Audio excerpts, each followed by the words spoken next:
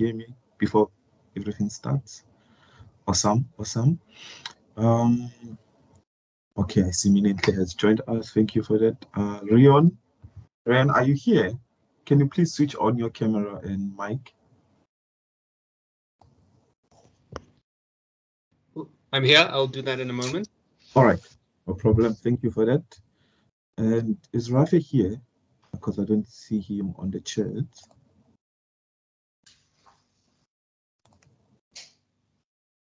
Rafe, if you're here, can you just indicate in the chat so that I can make you a presenter so that you can be able to switch on your camera as well and mic? Because I don't see you on the chats. I don't see you on the... All right. Okay, he just joined us. Yeah, he's just joined. Yes.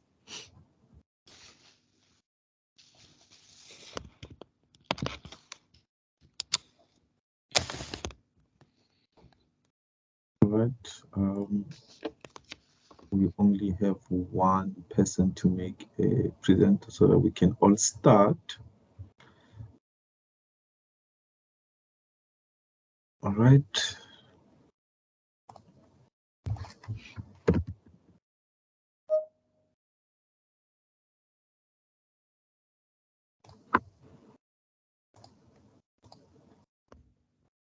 All right. Thank you all for joining. Rafi, can you please switch on your camera and mic? I just allowed you to do that. Thank you for that.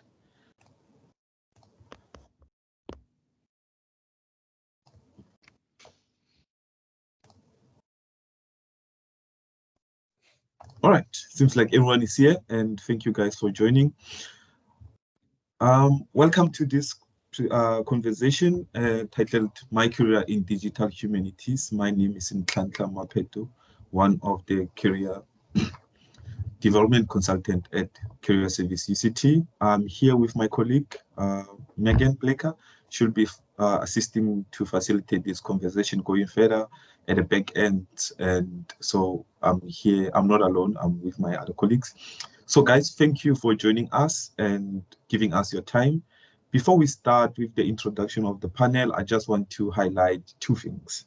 One could be that, can all students please kindly switch off your camera and mic when joining so that we can give the panel the chance to have a conversation without any disturbances. Secondly, we will have a session for question and answers towards the end. So if you have questions, kindly post them in the chat, and while we continue, we'll look at them towards the end. So without further ado, I just want to give a warm welcome to our panel, and just to give a brief representation or a description of who they are and where they come from. Firstly, we have Minenhle on our panel, and I see that she is our queen in this panel. She's currently a part of the research team at the Institute for Humanities in Africa, which is acronym HUMA, that thinks about the fourth industrial revolution and the ethics of care in Africa and how machines and algorithms should be coded into our continent care infrastructure. Minenhle is also fascinated by the innovation that supports and benefits humanity. So welcome, Minenhle, and a warm welcome to you. And secondly, we have Ron. I see that he's also there up there, and Ron, welcome. So Ron is passionate about creating networks and platforms that allow young people to flourish and grow into globally minded citizens and leaders. He worked in youth-focused development spaces for several years, and is currently works with the South African Youth Forum and South African BRICS Youth Association to promote the voice of the youth in international diplomacy and development. So welcome, Ron, and a warm welcome to you. And we also have Rafe in our panel. A warm welcome to you, Rafe. And we are excited to host and welcome you as well. And we understand that Rafe is in a different time zone. So, so Rafe, in which his work is focused on designing products and experiences with high fidelity prototype and user research. His work has been focused on improving the experience of global users at scale, and Rafe enjoys finding new perspective when solving problems. So a warm welcome to you too, Rafe, and excited to have all of you guys and can't wait to converse and have a conversation with you. I will just appreciate if you switch on your mics so that we can also converse and have this discussion. I will start with our queen, Minenhle, and just to give a brief account of your career journey in terms of what you studied, your first job, and what is it that you are currently doing. Then once we move from you, we'll go to Rafe and we go to Reon. Thank you, Nhlanhla. Can you hear me? Yes. Perfect. Thank you so much for the invitation, and to my co-panelists, Rafe and Reon. Hello, nice to see you finally. Well, I'd like to introduce myself as an anthropologist, or wear that anthropology hat, because I mostly have an anthropology background, and that's how I normally carry myself into different spaces that I go through. So I studied for a Bachelor of Social Science at UCT, majoring in social development and sociology for the first degree, and I majored in anthropology for my honors degree and master's as well. For my research, my projects were situated in Matabeleland South, rural Matabeleland South, where I studied early childhood development, tuberculosis, and urban development. I was in the first 1,000 days research project led by Fiona Ross, and that's where I cultivated my skills in the ethnography of children.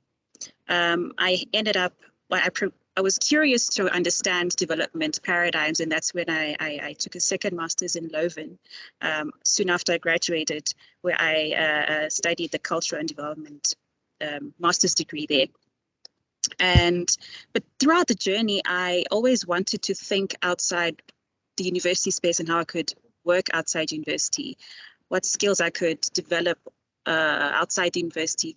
Because I know the academic spaces where I've been raised and groomed, but I wasn't really aware what was out there or how I could integrate myself with the more professional side of things. And that's when I took a very, very big jump into the deep end by going to Eindhoven in the Netherlands to work with technology startups. And that's a completely different area than where I come from. It's very deep tech, very scientific, and it was a gap year, and I took that gap year as a way of thinking of what I wanted to do for a PhD, and I was willing to intern somewhere, but I ended up working in a technology hub and developing other research skills in technology, which is where I am at Huma, studying artificial intelligence and the ethics of care. So that's a brief overview of my professional journey. I think also the core skills that I value as an anthropologist is ethnography and a people-centered insight. I think throughout my journey, I recognize that the world needs more anthropologists, and I don't mean to sound biased, but really there is a need for anthropologists, whether it's you're working in with development paradigms for the United Nations, whether you're working with technology in Silicon Valley or at the high-tech campus where I am. I think when you're designing programs or products for people, you need to be people-centered. You need to think about the ethics of what it means. You need to think about the value of the product that you're designing for people. Mm-hmm. And I think that I know my education at the University of Cape Town was valuable in unpacking or trying to make me think critically. I think that's what I gained a lot, thinking critically. But I think I wish I had immersed, or the university could have immersed me or helped me to think about applying it in a real world situation. But I think that's where I managed to do all that by intentionally working outside anthropology and into the tech space. I think, what else did I do? While I was a student at UCT, I worked as a tutor. I tutored anthropology students, but I also was very proactive in finding student jobs outside university. And I think that's where I got mentality or the drive to be proactive in different spaces. So I think I would encourage students to look beyond looking for part-time work at university, but looking at what's outside there, because ultimately that's where you'll discover your value in the career that you want to get. And right now for the PhD, I am researching the ethics of care in healthcare spaces. At HUMA, our research program is centered on the fourth industrial revolution, the ethics of care, and rethinking about what the hospital means in an African space, especially during and after COVID-19. And so I'm thinking about, as the continent is accelerating in the world of technology, I'm thinking about how we could intentionally design technology for our people, which is my passion.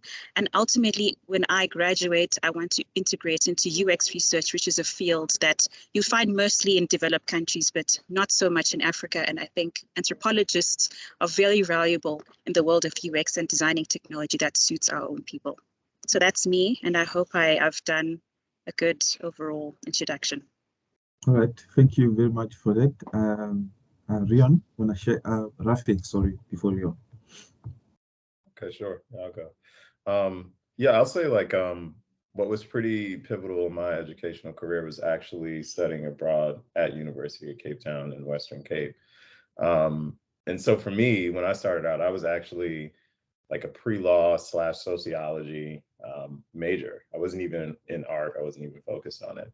But a lot of what we studied, and particularly like media and society, that sort of switched my lens. So by the time I got back home to the States, I was already convinced I'd chosen the wrong major. I'd completed that major. My mom would not let me migrate. She was like, "Hey, kid, you are not a citizen of South Africa. You will probably get no financial aid, and you're almost done. So please finish," which I did. And then soon after, I went re-enrolled in school in Atlanta, Georgia, and just like a very media visual design focused entity. And what was really interesting was part of my negotiation after I came to Cape Town, I negotiated to stay long enough to go to an internship at the District 6 Museum. And my first sort of tech job was at a museum in Atlanta. So I would like to credit Cape Town as a whole. Like, it really was like a big part of my like creative career. What I really focus on nowadays, having worked at a few larger companies, and like the topic around ethics became very large for me in my career. By the time I worked at Facebook, I started seeing things that were challenging a lot of the sociology and some of the things that were mentioned earlier around anthropology, the importance of just studying humans. And that sort of took a bigger role in my decisions about where I would work, where I would want to stay, the type of problems I'd want to work on. Currently, where I'm at with Cash App, like a lot of their focus is on people who are generally left out of the economic picture in America. So that's a big part of my career now. We just had like an activation this last weekend here in my home in Atlanta, Georgia, which is very atypical for the United States in some ways. A lot of it centered in Silicon Valley and New York, sometimes LA, and now to have a picture centered on a city like Atlanta, which is supposedly a sister city of Cape Town still. It's important to sort of be there and work in those spaces because you will see problems and challenges. In terms of like my continuing practice, in my community, it's considered like a historically Black neighborhood in Atlanta. But I know a lot of the kids in my neighborhood don't have access to much of the things that I have access to or had, or even when you go outside the boundaries of the major historically Black colleges here, it's almost like there's barriers and walls in between it. So currently, I'm actually rebuilding my garage in my backyard and getting permitted because I'm building a little sort of lab in my community. And I think sometimes just lowering the barriers and like sharing what you know, partnering with people around you, betting on yourself, those things are going to sound very broad, but those are actually the things that sort of led me into my career, whether it was friends saying, we're going to say that we are now an agency, let's go. And so sometimes you just have to bet on yourself, bet on your community, and that will open doors in some of these other spaces where you may be underrepresented, but your voice is very sorely needed. So I think that's a summary for me that I can put everything into. All right, that sums it up. And thank you for sharing that, part of your story. And Reon? Thanks, Nhlanhla. Yeah, I just want to say thanks to the UCT Career Services for creating this kind of space. I know it's a kind of space that I would have wanted to go to when I was at university. So I'm really happy that it's being created and that it's taking place. So a bit of background to my academic studies and then what I actually do now. Currently, I'm in EdTech, working for an EdTech company as a learning designer.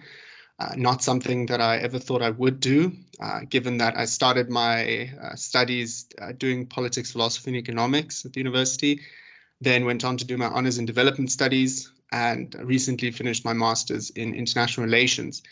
And even though that doesn't quite seem like it naturally progresses into EdTech, there was always a bit of an education thread pulling through from the very beginning. So for example, when I started my PPE degree, I also became a member of the UN Association Society on campus. And so through that, I started coaching Model UN at schools. And so there, the first sort of taste of actual education, working in education space in different schools started to come in. Later on, I also became part of the Global Citizenship Program, which I'm pretty sure many of the students know about. Attended about 2 of those, and then later on applied to be a facilitator for that, and then facilitated one of the cohorts. And again, so education. I also then tutored, as Claire mentioned, she did as well. I tutored in my undergrad, and then when I came back for my master's, I tutored again. So about cumulatively 2 years of tutoring experience. So there I found all of the experience in education gradually building up sort of the practices of education, how you create educational spaces, how you engage with people. And constantly there was this thread of intersecting with my actual academic work. So I tutored international relations, I coached Model UN. Global citizenship is about social justice. Also, I did a TEFL, also took a gap year, went abroad to teach English in China as a sort of just break from all of this stuff, figuring out where I want to go, what I want to do. Yeah, so there I also gained some experience. Woe and behold, became very inspired by the Chinese story and its experience. And that's what actually brought me back to do my master's in international relations. So education and my sort of IR politics background have sort of played a very complementary role to one another. And so now that's how I found my way into EdTech and the current role that I play. All right. Thank you for summing that up. And it seems like you all had an interesting career journeys which you've been sharing, and picking from what you just mentioned, it's more on people-centered and what technology is all about, which is very exciting. And can you tell us more about what your current organization do and what your role entails? Specifically, since we are with you, Ron, we can start with you, Ron, and go to Meninhle and Rafe. All right, great. Yeah, so obviously during the COVID pandemic, the role of online education has become much more prominent. And I think something that everyone realized the moment we had to go online is that we have no idea how to go online. Just outside of the current company I work, I mean, I was at that time still a student, also tutoring students. So I was tutoring an online course, or a course that was attempting to go online. And you could see that a lot of the educators and a lot of the sort of more older practitioners wanted to duplicate the physical space just online. They were like, okay, let's just have a Zoom call. We'll run it like a normal classroom or like a normal facilitation session. And that's going to be what we do. That obviously did not work. And so what the organization that I'm currently working at, Valencia Institute, what they're actually trying to do is to create to recreate the online space in terms of high schools. So the current project that they're working on with UCT, which many of you might have seen, is the UCT Online High School project. And so that is really an attempt to find a solution to the ongoing education problem in South Africa and the broader African context. It's not just aimed at creating another online private school, because at the moment, for example, when the pandemic started, there were about 3 online private schools in South Africa, but today there's about 32. So the space has just boomed because everyone wants to make money. They see it as a quick, fix. But what Valencia is really focusing on is trying to create something scalable, that's accessible, and that actually works in our own context. So that's been one of the reasons why I found the company so enriching to work for, because I understand some of those more complexities of based on my humanities background, the sort of social, socioeconomic elements. And so it really drives me that they're trying to solve that. So that's what they're currently working on, and that I'm also part of. I don't know if you want me, sorry, I don't know if you want me to maybe expand a bit on the role as well that I play. Yes, you can kindly do that. Cool. Yeah, so learning design is essentially what the word says. You design courses, you design learning materials and spaces, in particular in the online context in this regard. Yeah. All right. Thank you for that. Rafe? Yeah, sure. Yeah, so where I currently am at, I guess I teased it a little bit before. I'm currently working at Cash App. Their mission that I sort of just adhere to in my work every day is banking for the underbanked. That's essentially, their mission overall. However, like when you're working in a context like this, you're still working for a tech company, you're still working for a business. And one of the things that is pretty key, like in our day-to-day, is really like if you have values and things that you think need to be brought up to the table, you really have to be present, in the moments of the brainstorms, any of the ideation sessions, when you're reviewing documents with your project managers. In every scenario, like you really have to kind of keep an eye on anything that's happening. And so for us, for instance, like we may be talking about how a specific feature is built. I'm fortunate that I'm not the only one. I've been in environments and tech companies where you could be one of a few voices that is pulling sort of the ethical, like raising the flags. And so I think in this scenario, like where I work currently, it's a lot of focus on making sure that the things that we create aren't predatory or don't set people behind financially and set them up for failure. And so that's the thing that you have to be very just, alert about in your work. And if you don't, if you're not the voice, if you don't say something, it literally can make a difference between something that goes out to millions of people at any given time. So for me, my team, it's quite a few of us that we talk specifically around shaping products that empower people, inform people, so that they're no longer, in the underbanked sort of position in terms of the user bases out there. All right. Thank you very much for that. Minenhle, can you? Thank you. So I'm a doctoral research fellow at the Institute for Humanities in Africa. That's HUMA. It's in the Faculty of Humanities at the University of Cape Town. HUMA has various strategic programs, one of which is the Fourth Industrial Revolution, ethics of care, and AI. We're looking at future hospitals, how we should think about future hospitals on our continent. And this research group comprises some doctoral fellows, postdoctoral fellows, and senior research fellows, all of whom are researching different parts of Africa.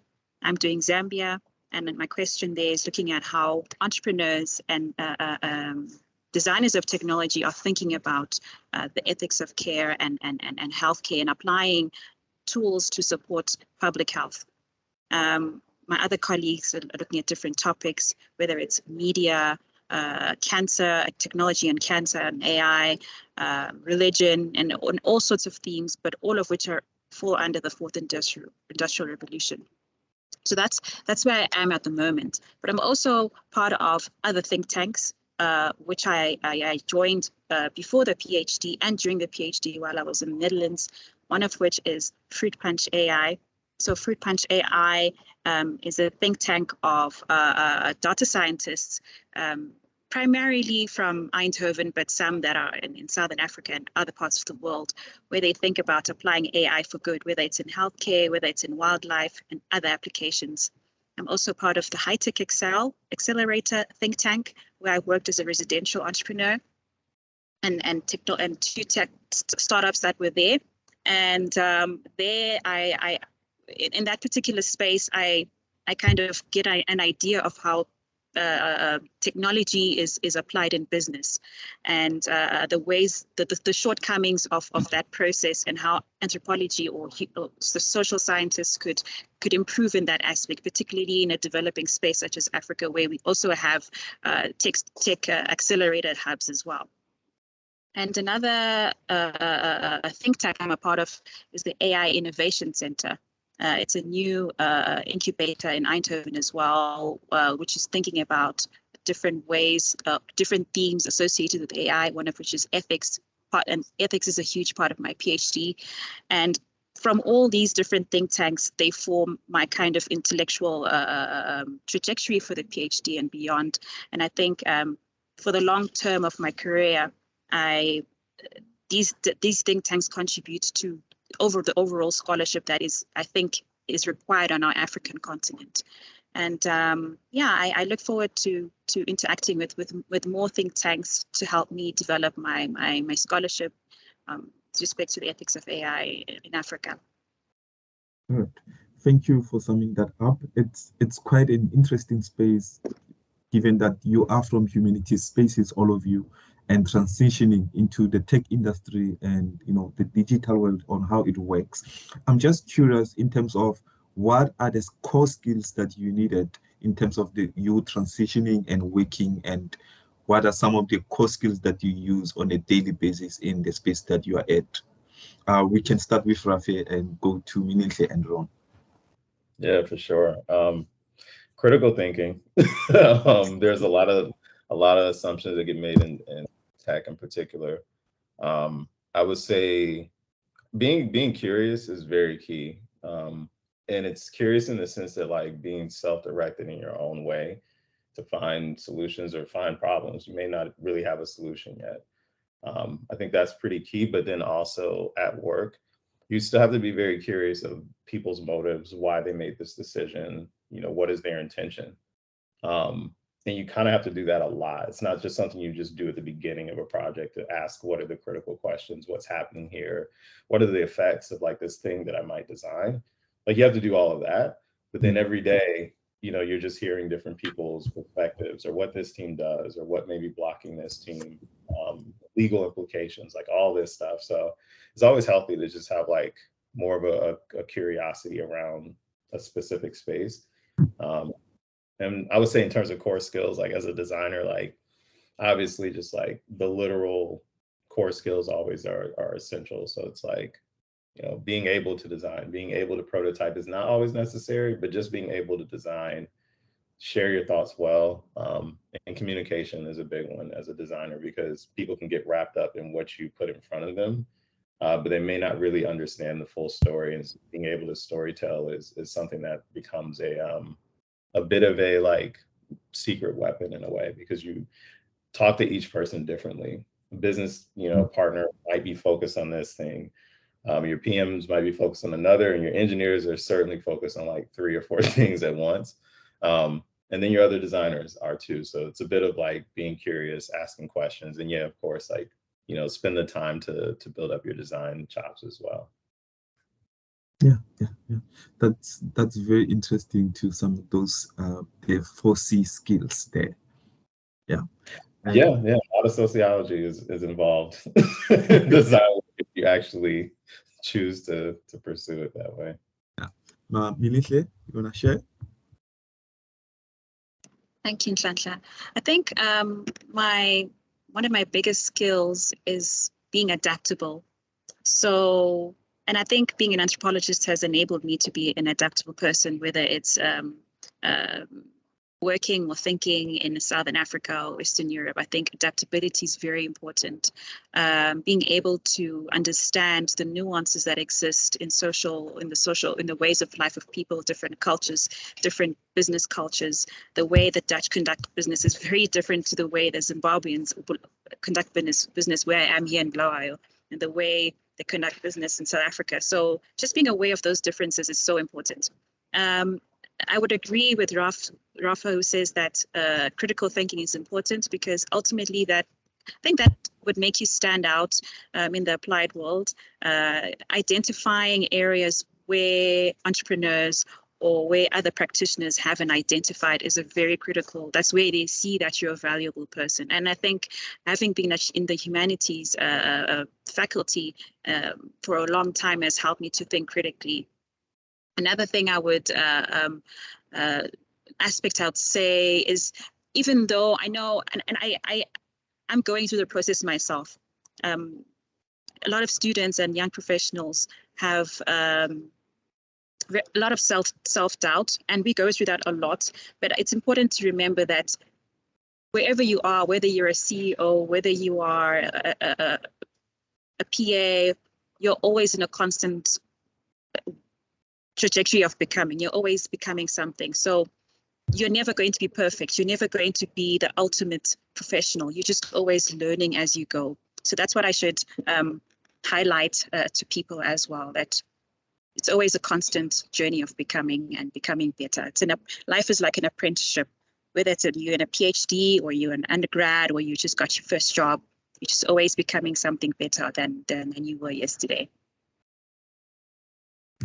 Thank you for sharing that. In terms of we are always developing, that's very interesting, and that's true. And Reon? Yeah, so I think I would also just then start by echoing what Rafe and Menenhle have said. All very fair points, and I've also experienced it in my work. So the only two that I would add to that is maybe one hard skill and one soft skill. Mm-hmm. So the hard skill that has really helped me in the design role, in learning designs, particularly in education, has been the ability to write for people.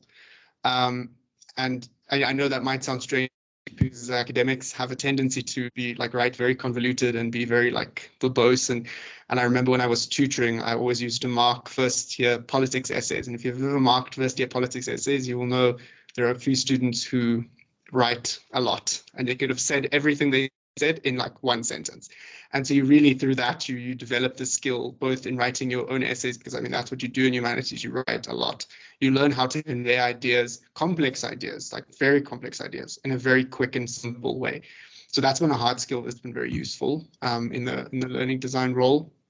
And I think a soft skill is general empathy. I think out of all the disciplines, the humanities, focusing specifically on humans, teaches you from the very start to see things from the other person's perspective, whether it's a community, a society, a city, a person, individual, depending on your humanities discipline.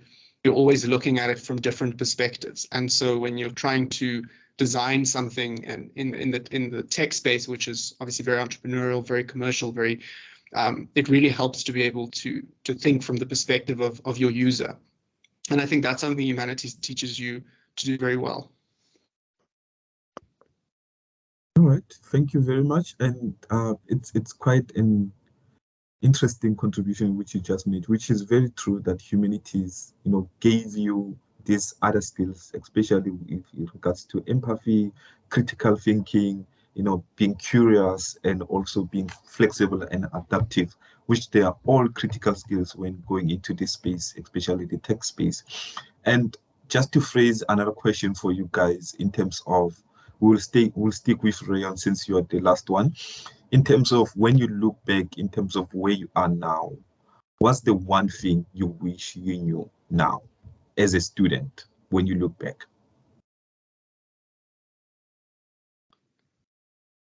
I think, to be very honest, I wish that someone had told me how difficult it is to make, not impossible, but how you have to put in the work to make social sciences and humanities employable.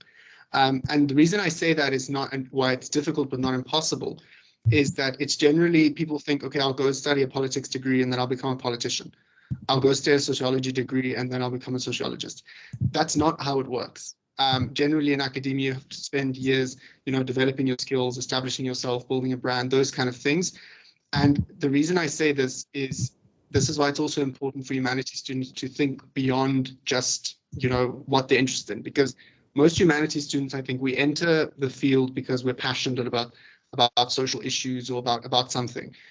Most of us are not satisfied with, just working for money or just doing a job that has no social relevance or impact. A lot of us are quite driven and ambitious and passionate individuals. But we can sometimes, I think it was Minenhle who also raised this, we can sometimes get so narrowly focused on, okay, I'm a politics student, or I'm a sociology student, or I'm a philosophy student, that we sort of close ourselves off to the other opportunities that link with the real world. Because in the end, the university itself is a training ground, but it's not the whole world. It's a small world that's a very important place. And if it didn't exist, society would suffer. But we have to leave it at some point. And the sooner we can sort of bring the outside world and the university world together and merge them, I think the better off we're going to be when we actually leave that space. So you've already created a bit of a foundation for yourself. Yeah, I can explore that more in a future question perhaps, but I think that's where I would start. What I would have loved to. I realized it eventually, but from the start. Yeah. That's a valuable contribution which you made. Hopefully, someone will pick up on that and apply it as well. Who's next? Minenhle.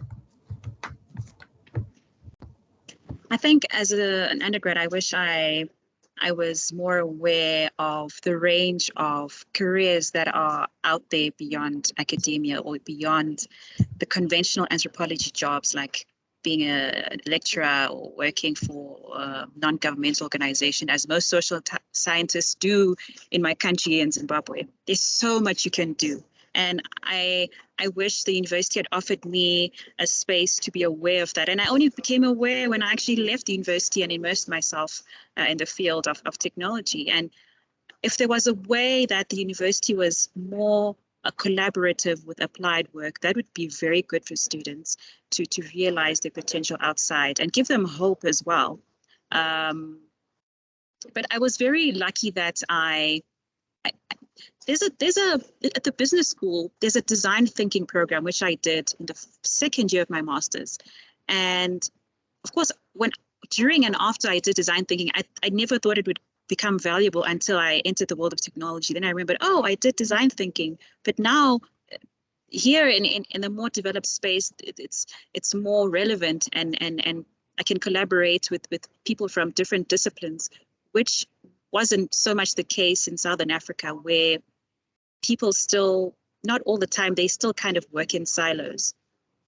So I wish that departments, universities, and companies were more collaborative so that they would be able to raise graduates that can immerse themselves in different areas, because not everyone in the class is going to be an academic. Not everyone in the class is going to want to be a professor. There's so much diversity, and some people want to be UX researchers, and I discovered that on my own. Some people want to be learning designers or in ed tech, So when we take that into cognizance, I think the university can be a more fruitful space for graduates, and I wish I had that. And I really hope somebody told me that the humanities faculty is working on digital humanities, which I'm very excited to hear.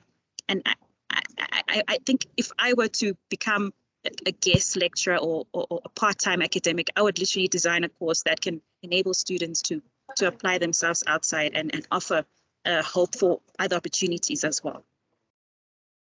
Yeah.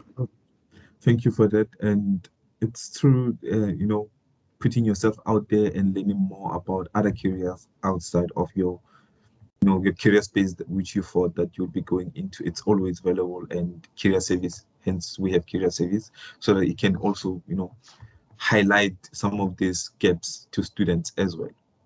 So, Rafe? Yeah, sure. Yeah, just to sort of mirror back some of what Minenhle has said about like wishing that it was clearer. I think that was one for me for sure. Like starting out in political science, studying sociology, but having a computer science minor, because I'm thinking about intellectual property. Someone could have said to me probably, hey, you don't have to worry about patent law to create things. So I think that was something that I could have learned a lot sooner. But there was something else that was said around like the difficulties in working in some of these spaces, and sometimes the confidence, or what is called imposter syndrome, which is not my favorite term because it ignores the entirety of what created that situation. And somewhat tied to that in terms of just like the importance of self-care, but also understanding that there are lots of people who are perceived as geniuses in this world, and that creates this mental gap between you and them and how they did it, and well, how did that happen? And there are certainly institutional barriers that have made it so that it looks like a pattern match to all the ways that we typically see success. But once you get in these rooms, you realize there are very few geniuses.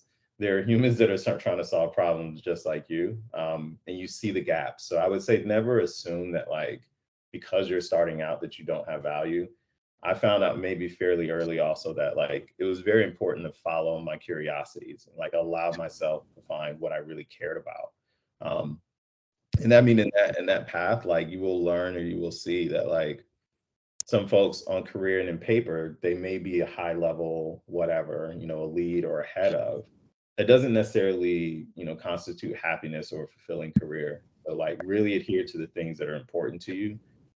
That means a lot in your career, because it will probably give you some of that flexibility that everyone else has been speaking about, is that if you don't care about something, it becomes very hard to adapt to the different ways to approach it. And so allowing yourself that certainly would make for a more fruitful career than, you know, just chasing the next level or the next thing. Sometimes you have to, but never lose sight of, you know, what you enjoy and what you care about.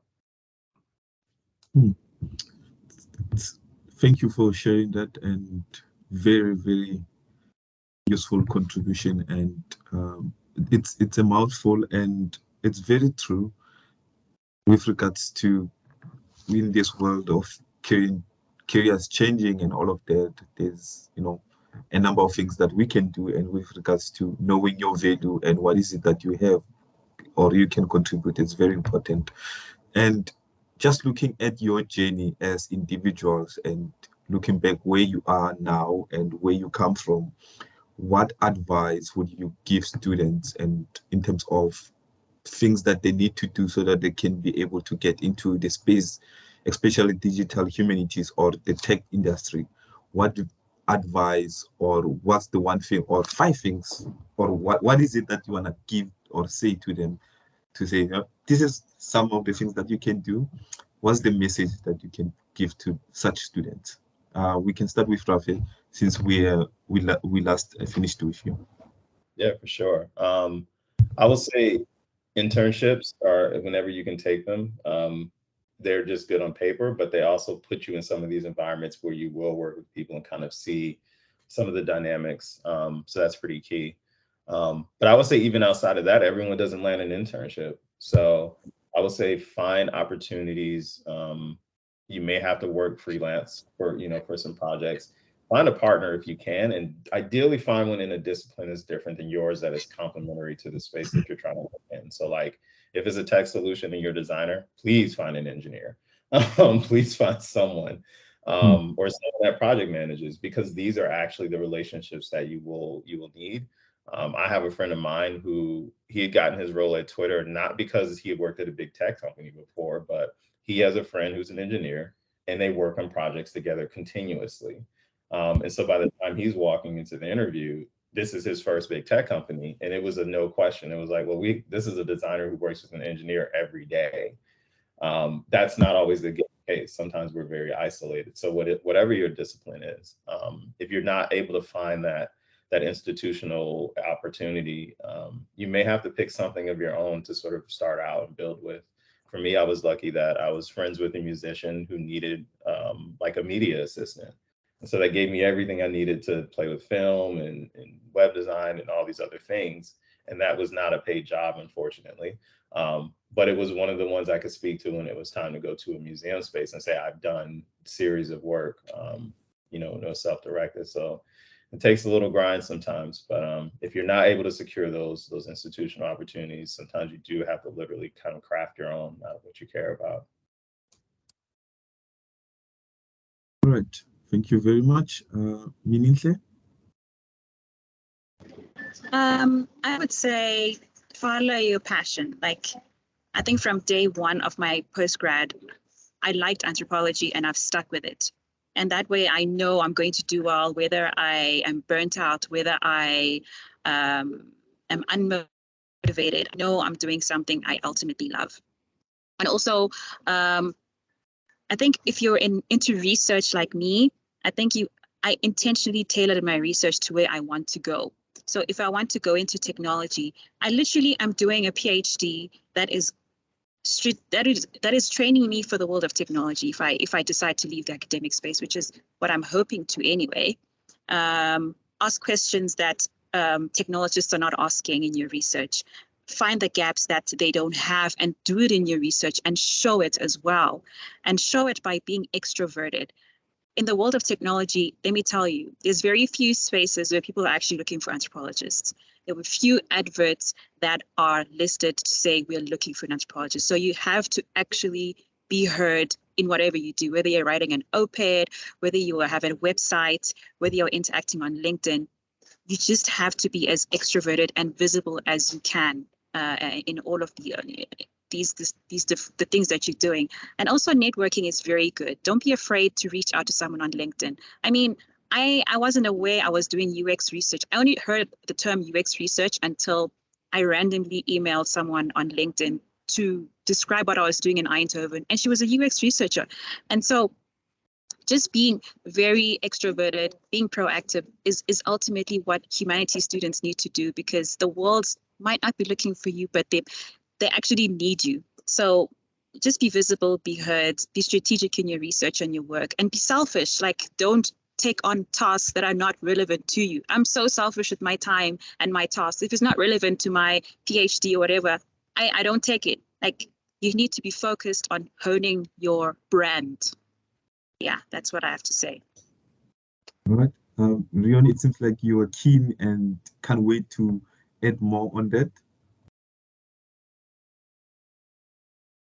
I'm very fed up by Menentle's passion. Yes, no, I definitely agree. I think picking up from her point on brand, I would definitely encourage undergraduate students to do more than just your degree. I remember when we got to UCT, the Vice Chancellor told us that if you leave the university having just received a degree, then you've wasted your time. And at face value, that seems kind of weird, because that's what we went to university for. His word sort of stuck with me. It was at Max Price just before Prof. King. And his word stuck with me throughout my university time. And that's why I became involved in a lot. So, for example, Rafe mentioned internships. And I think I would definitely agree with that, and I would echo that. But even just going one step down, the societies that you join on campus, I don't just mean join them and go to and eat their platters. I mean, actually, becoming an active member in those organizations, as particularly those that are connected to outside organizations. Those that you can actually take outside the microcosm of the university. And there are many of those. And it doesn't all need to be on one topic. Like, there's a wide variety. The reason I say this is also because I realized that a lot of someone mentioned that the tech space is obviously very fast paced. You have to be able to think very quickly. You have to be able to adapt to change. I notice in myself, not being a person necessarily inclined to that. I kind of like, knowing my schedule.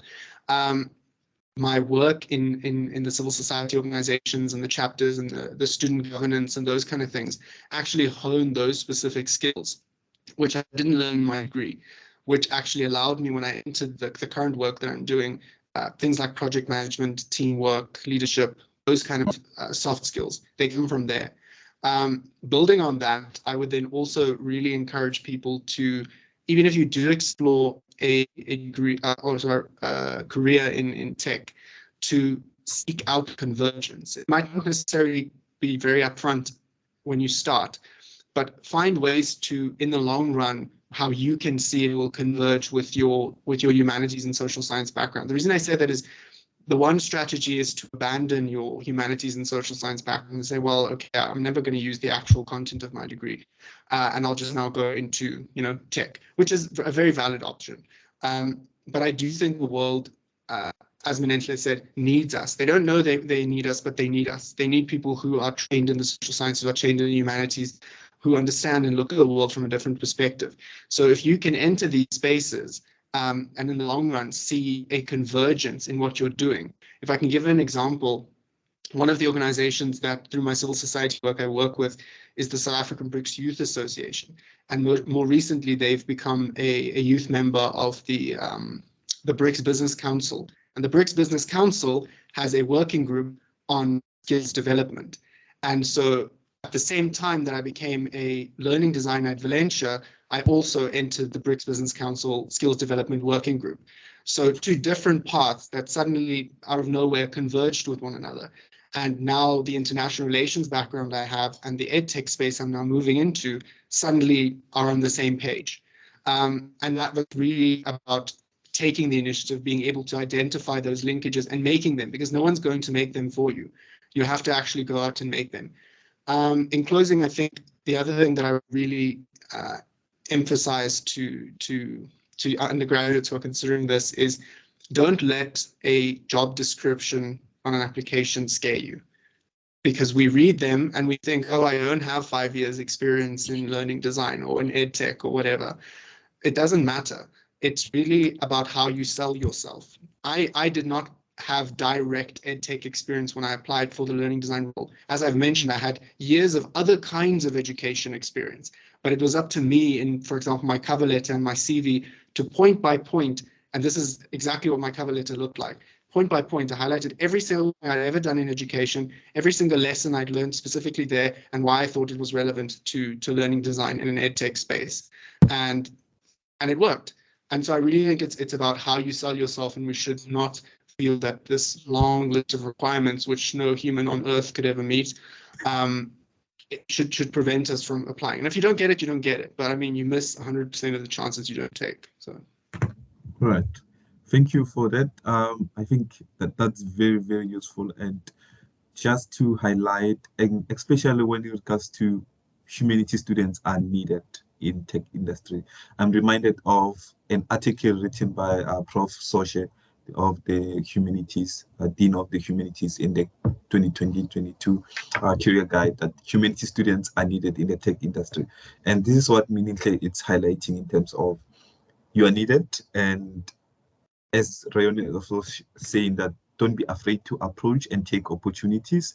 And also what Rafe is mentioning in terms of you need to collaborate with others and network, which is very, very important. And those are some of the things that we are always highlighting to students to take initiative into doing as well, which is very, very important. And I see that we have some questions, and before we get to them, I really appreciate and enjoy this conversation.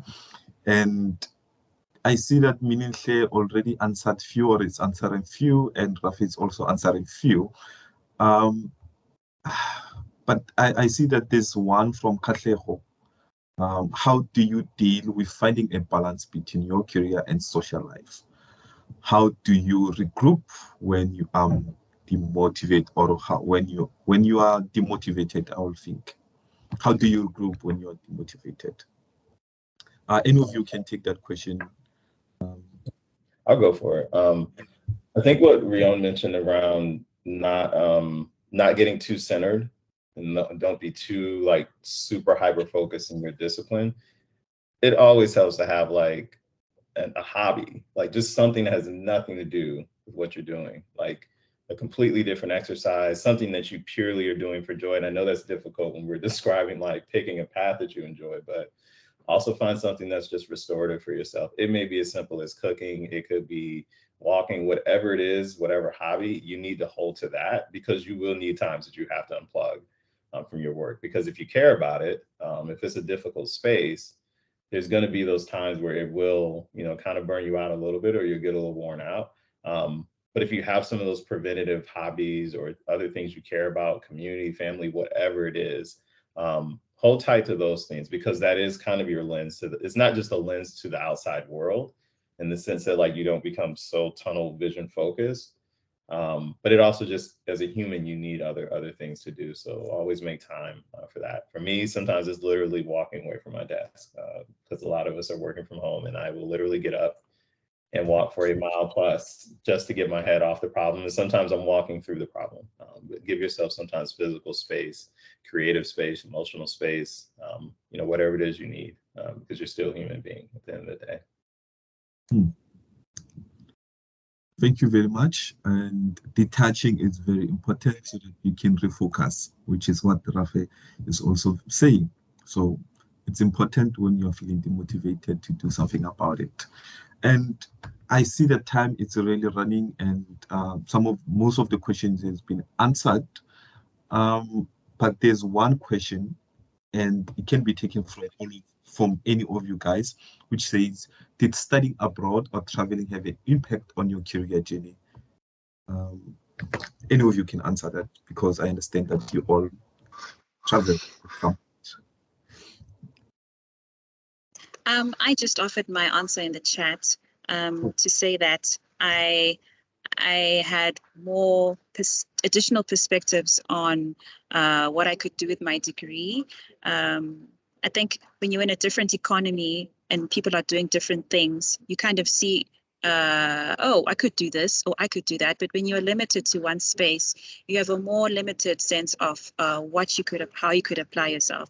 So I would encourage anyone that has the chance to go abroad, whether you are doing a PhD, you want to do a PhD, whether you want to study as an exchange student, whether you're doing another master's. People discourage me to do another master's, believe it or not, but that led me to really discover what I really liked. And I look back and I don't regret it at all. So yeah, and also just having those experiences, for me at least, it helped me to remain grounded in whatever I do, with the knowledge that, you know, the world is so big and I don't know everything. So I'm really grateful for having that experience. Yeah. And Rafe, you want to share your piece of story on this one? Yeah, I'm obviously a massive fan of studying abroad when you can. If I think about it, had I not taken the opportunity I had, I might be a lawyer right now, and I don't know how I feel about that. So I would say that, yeah, studying abroad was pretty massive for me. It literally kind of gave me that first introduction, at least in an educational lens, around being a creative and being a designer and a videographer and a photographer. Like, all those things came from one single study abroad experience. But more importantly, like, it just helps you, like Cleo was saying, like, it helps you see the world from a different perspective, flat out. When you get off that plane or whatever method of travel that you got off of, you're almost instantly hit with like this different perception. You will almost feel your brain trying to connect these connections for things that are just a little bit different. And the more people you meet, you understand how different their perspective is in the world to yours. So I think that helps you kind of remove some biases. It helps you, sort of stretch your mind a bit. And yeah, whenever you have the opportunity, I would say take it, because you don't know what's on the other side of the world. And, we're all kind of here in our little bubbles these days. So. All right. And finally, Reon, your final piece on this one? Yeah, I think definitely I've never gone abroad and come back the same person ever. It's almost as though you go and you collect little pieces of yourself scattered across the world. You feel more yourself in some way, as though you're a better version of yourself. And I think the reason is very much new perspectives, new views of the world, because I think traveling necessarily, I mean, it doesn't add any necessary skill to your life. But what it really does is it changes sort of the meta narrative of your life, where you suddenly realize both how small you are in this large world, but also how fantastically real the world is. Because I mean, we hear about the United States, we hear about China, but when you're there, you're like, these are just people like us. These are just human beings running a society, doing things, going about their lives. And I think that's been the similarities and the differences have been some of the greatest learnings in traveling abroad. And on that, I would definitely encourage people, Manente, you mentioned some in terms of studying abroad opportunities, those kind of things. But I would also be a big advocate of more short-term opportunities to go abroad. I know, for example, the Holocaust Center and one of the history department at UCT have a Germany-Poland leadership tour that they do every year. And I was able to go on that. And those 2 weeks changed everything, changed my entire mind.